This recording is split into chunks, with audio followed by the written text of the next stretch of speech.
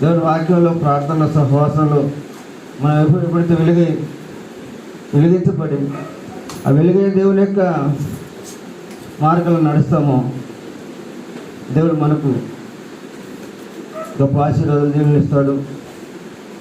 ఆయన వచ్చినప్పుడు మనల్ని జ్ఞాపకం చేసుకొని ఆయన రాజ్యంలో ఉండేటువంటి వారు క్రీస్తునందునటువంటి వారు మొదట లేపబడతారు.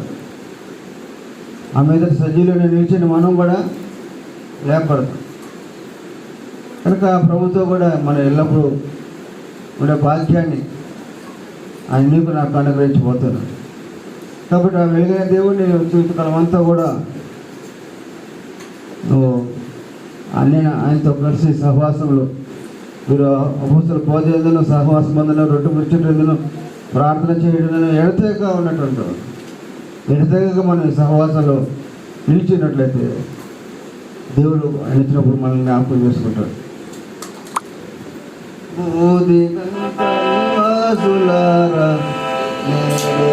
రక్షణ